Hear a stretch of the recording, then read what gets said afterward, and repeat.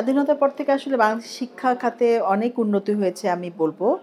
বিশেষ করে যখন ১৯৭২ সালে কুদরতি খুদা কমিশন হলো, তারপর থেকে মাধ্যমিক, উচ্চ মাধ্যমিকে বেশ উন্নতি হয়েছে এবং বাংলাদেশে যে ইউনিভার্সিটিগুলা মানে যে বিশ্ববিদ্যালয়গুলা হয়েছে নতুন, নতুন সেক্ষেত্রে উচ্চশিক্ষার ক্ষেত্রেও অনেক উন্নতি হয়েছে। এবং আমার মনে হয় ২০১০ সাল থেকে যে বইগুলা দেওয়া হচ্ছিল যে ফ্রি পাঠ্যপুস্তক দেওয়া হয়, ২০১৯ পর্যন্ত মনে হয় দেওয়া হয়েছে। তো আমার মনে হয় সেটাও একটা বড় ভূমিকা রেখেছে এই শিক্ষা প্রসারের ক্ষেত্রে।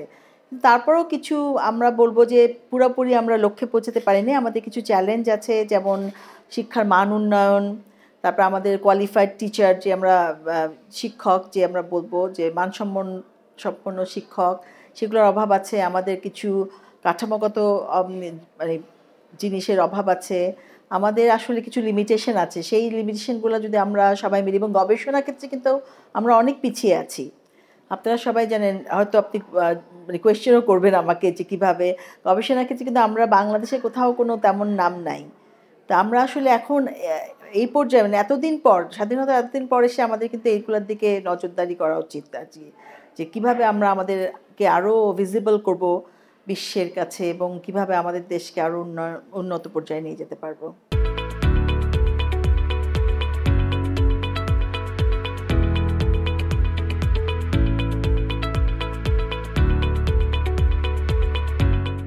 সবচেয়ে বড় সংকট হচ্ছে আমাদের মানসম্পন্ন শিক্ষকের অভাব, বা আমাদের গবেষণার ক্ষেত্রে আমাদের যে সাপোর্ট লাগে, যে ধরেন কিছু অর্থনৈতিক সাপোর্ট লাগে, কাঠামোগত সাপোর্ট লাগে, এবং নিজেদের মন মানসিকতাও লাগে আসলে গবেষণা করার ক্ষেত্রে। শিক্ষকদের কিন্তু অনেক সময় সেই মন মানসিকতাও থাকে না, কিন্তু তাদেরকে মোটিভেট করতে হবে। মোটিভেট করার মানে দায়িত্ব কিন্তু আমাদের শিক্ষকদেরই, মানে যারা আমরা বয়স্ক বা আমরা যারা অভিজ্ঞতা সম্পন্ন আছি তাদের। তো বিশেষ করে এবং শিক্ষার্থীদেরও কিন্তু এটা করা উচিত। এবং আমার মনে হয় যে আমাদের শিক্ষার্থীর যে ব্যালেন্সটা, অনুপাতটা, সেটাও আমাদের খেয়াল করতে হবে। ভারসাম্যটা আমাদের দেখতে হবে যে ঠিক আছে কিনা। এটাই আমার মনে হয় আমাদের সবচেয়ে বড় চ্যালেঞ্জ।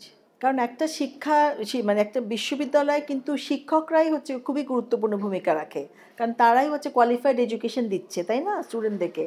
তো সেটার জন্য আমাদের উচিত যে কারণ আপনি দেখবেন যে দেখা গেছে মাধ্যমিকে আগে দেখা যেত মাধ্যমিক পাশ করেই কিন্তু প্রাথমিক শিক্ষক হতো, কিন্তু সেটা কতটুক মানে মানে মানসম্পন্ন আমার মনে হয় না যে আমাদের এটা করা উচিত। মানে আমাদের প্রাথমিক শিক্ষকদের মানও বাড়াতে হবে। স্নাতকোত্তর ডিগ্রি নিয়ে যদি ওনারা শিক্ষক হন, আমার মনে হয় মাধ্যমিক থেকেই মানে স্ক্র্যাচ থেকে শুরু করতে হবে। মাধ্যমিক থেকে যদি আমরা শুরু করি। আর উচ্চশিক্ষার ক্ষেত্রে আমি বলবো যে শিক্ষকদের নিয়মিত ট্রেনিং এবং তাদের গবেষণার ক্ষেত্রে এনকারেজ করা, যে গবেষণাতে আসতে হবে। শিক্ষার থাকতে হলে কিন্তু আপনার স্নাতকোত্তর ডিগ্রি নিতে হবে, গবেষণা করতে হবে। গবেষণা ছাড়া কিন্তু প্রত্যেকটা বিশ্ববিদ্যালয়ের পরিচিতি হচ্ছে তাদের গবেষণা। কারণ আমি যদি গবেষণাই না করি, তাহলে তো আমি একটা বিশ্ববিদ্যালয় হয়ে সমাজে বা বিশ্বে কোনো ছাপ রাখতে পারবো না। তো আমরা এই জন্য কন্টিনিউয়াস তাদের প্রশিক্ষণ দিয়ে থাকি, তাদেরকে হায়ার এডুকেশন করার জন্য ছুটি দেই, মানে বিভিন্নখানে আমরা তাদেরকে সাপোর্ট দিয়ে থাকি। এইগুলাই করি আর কি, মানে আমরা তাদেরকে কন্টিনিউয়াস ইমপ্রুভমেন্টের জন্য যা যা করা দরকার সেটা করার চেষ্টা করি।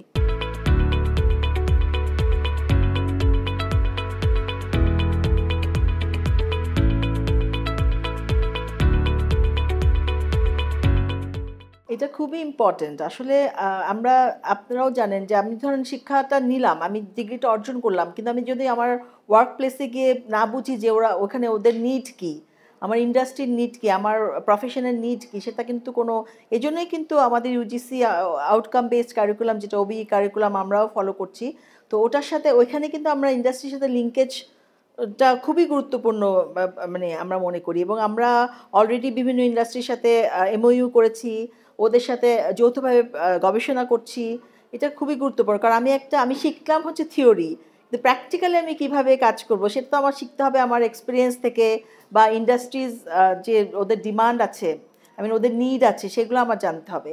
এই জন্যই কিন্তু ওবিতে গ্র্যাজুয়েট অ্যাট্রিবিউট বলে একটা কথা আছে। গ্র্যাজুয়েট অ্যাট্রিবিউট মানে সে তার পাশ করার সাথে সাথে তার কি মানে গুণগত গুণগুলো থাকা দরকার, যেমন সফট স্কিলগুলা, কমিউনিকেশন স্কিল, এবং ইন্ডাস্ট্রিতে গিয়ে সে ড্রেস আপ কী করে করবে সেটাও কিন্তু আমরা কিন্তু এখানে একটা কোর্স নেই এথিক্স অ্যান্ড অ্যাস্থেটিক্স, যেটা ফার্স্ট ইয়ার স্টুডেন্টদেরকে আমরা করাই, আমি নিজে এটা ক্লাস নেই।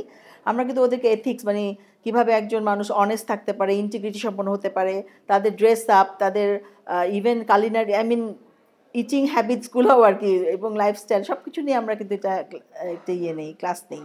এটা খুবই important. Industry and academia linkage is very very important. And sometimes দেখা যায় যে আমাদের এটা অভাব আছে আমাদের দেশে, কিন্তু আমরা এটার উপর খুবই গুরুত্ব দিচ্ছি, বিশেষ করে আউটকাম বেসড কারিকুলামে আমরা যখন করছি সেজন্য আমরা আরও বেশি গুরুত্ব দিচ্ছি এটার উপর।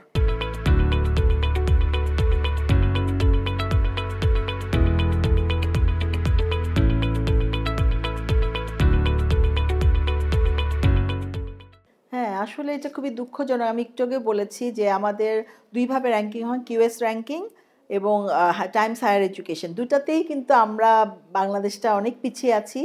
তো আমরা এটার জন্য কিন্তু আমাদের যে শিক্ষক তাদেরকে আমরা একটা টার্গেট দিয়ে দিয়েছে যে আপনারা বছরে অ্যাটলিস্ট দুইটা যে স্কোপাস ইন্ডেক্সে আপনারা দুইটা জার্নালে আপনারা পাবলিশ করবেন, এবং সেটা সাইটেশন ইজ ভেরি ইম্পর্টেন্ট।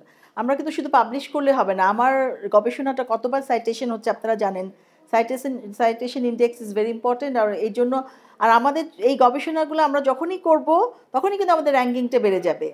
আমরা করছি এমন না, যেমন গত বছর আমরা 448টা পাবলিকেশন করেছি, এবছর আমাদের প্রায় 70-80টার মতো হয়েছে এ পর্যন্ত। 2024 সরি মানে 2024 হয়েছে। তো আমরা এটার উপর ইনসেন্টিভস দিচ্ছি যে গবেষণার জন্য আপনারা যদি কিউএস জার্নালে স্কোপাস ইন্ডেক্স জার্নালে দিতে পারেন, তাহলে কিছু মনিটারি ইনসেন্টিভস, কিছু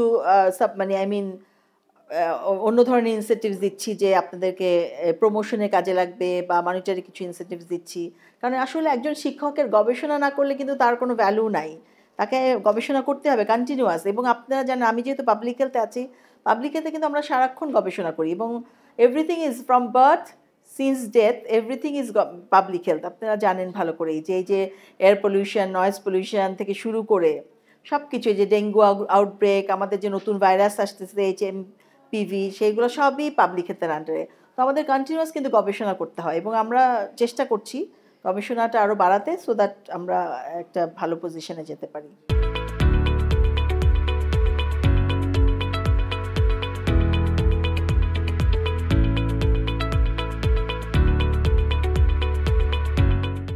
আমাদের শিক্ষক শিক্ষার্থীরা যারা ডিগ্রিটা অর্জন করে, আমরা কিন্তু কখনো বলি না আমরা ডিগ্রিটা দেই, তারা ডিগ্রিটা অর্জন করে। তো ডিগ্রিটা অর্জন করে তাদের যখন বৈশ্বিক বাজারে কিন্তু তাদের মানটা তারা ছাপ রাখতে পারছে না, কিন্তু কেন পারছে না, সেজন্যই কিন্তু আমাদের কাজ করা উচিত। এবং এই জন্যই আমি বলেছি যে আমাদের যে এথিক্স বা ওদের যে সফট স্কিলগুলো বাড়ানো, এথিক্যাল হতে হলে একজন ভালো মানুষ হতে হবে। শুধু আমি একটা ডাক্তার, কিন্তু আমি একজন ভালো মানুষ কিনা, আমার এথিক্যাল কিনা, বা আমার যে সফট স্কিলগুলো, আমার কমিউনিকেশন স্কিলটা বাড়াতে হবে, তাদের ডিজিটাল নলেজ থাকতে হবে, তাদের কিছু কি বলবো অ্যাপ্লায়েন্সের নলেজ থাকতে হবে, সব কিছু পরিপূর্ণ মানুষ হতে হলে তাদেরকে কী করা দরকার, সেজন্যই কিন্তু আমরা চেষ্টা করছি। এবং আমি অলরেডি বলেছি আপনাকে যে আমি এথিক্স অ্যান্ড অ্যাস্থেটিক্স আমি একটা কোর্স করছি, যেটা নন ক্রেডিট, ফার্স্ট ইয়ার স্টুডেন্টদের সবারই করতে হবে এটা। এবং শুধু এটাই না, আমরা মেন্টারিংয়ের উপর জোর দিচ্ছি।